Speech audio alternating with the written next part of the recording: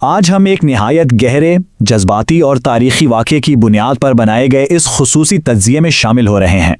یہ کوئی عام واقعہ نہیں ہے، بلکہ کردار اور گفتگو کے آداب کا ایک بہترین نمونہ ہے۔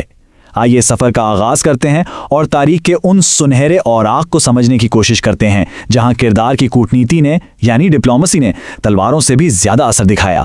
مدینہ کی گلیوں میں ایک دن ایک غیر معمولی قافلہ داخل ہوا۔ ذرا تصور کریں اس منظر کا۔ یہ صرف چند الفاظ نہیں ہے، بلکہ یہ ایک تاریخی تجسس کا دروازہ ہے۔ آئیے اس وقت کو محسوس کرتے ہیں جب عام دنوں سے ہٹ کر ایک بالکل الگ سی ہلچل تھی مدینہ میں، ایک ایسی آمد جس نے آنے والے وقت کی تاریخ رقم کرنی تھی۔ تو چلیے شروعات کرتے ہیں مدینہ میں اس تاریخی آمد سے۔ یہ قافلہ نجران کے عیسائیوں کا وفد تھا جو کئی میلوں کا لمبا سفر طے کر کے وہاں پہنچے تھے، اور ان کا مقصد صرف سفر کرنا نہیں تھا بلکہ ایک حقیقت کی تلاش تھی۔ اب سوچیں اس وقت وہاں کا ماحول کیسا ہوگا۔ وفد کے دلوں میں بے شمار سوالات تھے اور ذہنوں میں ایک ایسی تلاش تھی جو انہیں اتنی دور تک کھینچ لائی تھی۔ اور پھر جب وہ آخر بیٹھے تو ان کے سامنے کون تشریف فرما تھا؟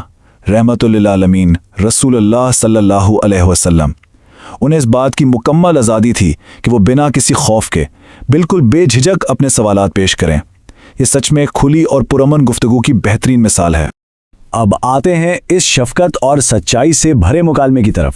دھیان رہے، یہ بس ایک عام سی بحث نہیں تھی، بلکہ شفقت اور سچائی پر مبنی ایک انتہائی اہم مکالمہ تھا جس میں حضرت عیسیٰ علیہ السلام کے حوالے سے مذہبی عقائد پر کھل کر بات ہوئی۔ اس گفتگو کی سب سے حیرت انگیز اور خوبصورت بات کیا تھی؟ ایک طرف مذہبی بحث ہو رہی ہے جو کہ اکثر گرم ہو جاتی ہے، لیکن یہاں غصہ اور سختی بالکل غائب تھی، اور اس کی جگہ کیا موجود تھا؟ حکمت، شفقت اور سچائی۔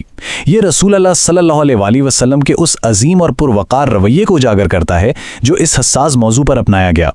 سیدھی سی بات ہے، سچائی کا دفاع کرنے کے لیے آواز اونچی کرنے کی ضرورت ہی نہیں ہوتی۔ گفتگو بڑی واضح ترتیب سے آگے بڑھی۔ جیسے جیسے وقت گزرا، پہلے سوالات سامنے آئے، پھر حضرت عیسیٰ علیہ السلام کے بارے میں گہری گفتگو ہوئی۔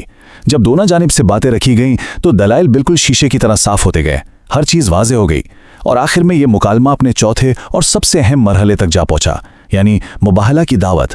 اس سے یہ بالکل صاف ہو جاتا ہے کہ کسی بات کو منوانے میں زبردستی نہیں، صرف دلیل کا سہارا لیا گیا تھا۔ یا ہم تھوڑی دیر رکتے ہیں۔ سچ بتائیں، دماغی طور پر کسی دلیل کو مان لینا ایک الگ بات ہے، لیکن یہ الفاظ یاد دلاتے ہیں کہ انسان عقلی طور پر چاہے کتنا ہی مطمئن کیوں نہ ہو جائے، جب تک روحانی طور پر دل حق کے آگے جھکنے کے لیے تیار نہ ہو، تب تک سچی تبدیلی آ ہی نہیں سکتی۔ حق کو قبول کرنا صرف سننے سے نہیں ہوتا، دل کے جھکنے سے ہوتا ہے۔ واقعی یہ ایک انتہائی جذباتی اور غور کرنے والا لمحہ تھا۔ چلیے اب اس کہانی کے سب سے اہم اور فیصلہ کن لمحے یعنی مباہلہ کے عروج کی طرف پڑھتے ہیں۔ مباہلہ یعنی وہ آخری دعا کا مقابلہ جہاں حق اور باطل کا فیصلہ بالراست خدا پر چھوڑ دیا جاتا ہے۔ یہ اس مکالمے کا وہ کلائمیکس تھا جہاں معاملہ صرف دلائل سے آگے بڑھ کر سیدھا اللہ کی بارگاہ میں پیش ہونے والا تھا۔ اس مباہلے کی دعوت پر وفد کا رد عمل کیا تھا؟ انہوں نے فوراً کوئی جذباتی یا جلد بازی میں فیصلہ نہیں کیا۔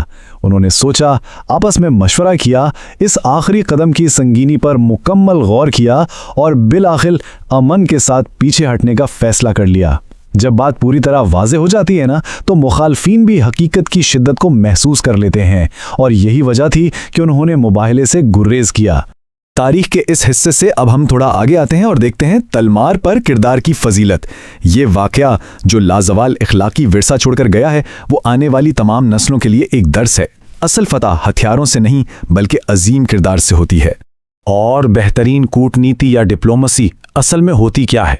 مخالفین کے ساتھ رسول اللہ صلی اللہ علیہ وسلم کے طریقے پر غور کریں۔ انہوں نے اپنے مذہبی مخالفین کو پوری عزت دی، انہیں بیٹھ کر اپنی بات مکمل آزادی سے کہنے کا حق دیا، اور آخر میں نہایت شفقت اور وضاحت کے ساتھ حق بیان کر دیا۔ یہی وہ رویہ ہے جو دلوں کو فتح کرنے کا سب سے بہترین طریقہ ہے، بنا کسی دباؤ کے صرف اپنے اعلیٰ کردار سے سامنے والے کے دل پر اثر چھوڑنا۔ اگر دیکھا جائے تو یہی اس پورے واقعے اور اس تجزیے کا نچوڑ ہے۔ اسلام تلوار سے نہیں، کردار سے دل جیتتا ہے۔ یہ صرف ایک عام سا جملہ نہیں ہے، یہ وہ حقیقت ہے جس نے تاریخ کے دھارے موڑ دیے۔ صدیوں کا سبق انہی چند الفاظ میں چھپا ہے کہ محبت، برداشت اور بہترین کردار وہ ہتھیار ہیں جن کے آگے بڑی سے بڑی طاقتیں بھی سر جھکا لیتی ہیں۔ تو آئیے اب دیکھتے ہیں دل کی آمادگی کو. یہ آخری حصہ ہمیں تاریخ سے نکال کر اپنی طرف دیکھنے کا موقع دیتا ہے. کیا ہم سب کے دل اس درس کو اپنانے کے لیے آمادہ ہیں جو اس تاریخی گفتگو نے ہمیں دیا؟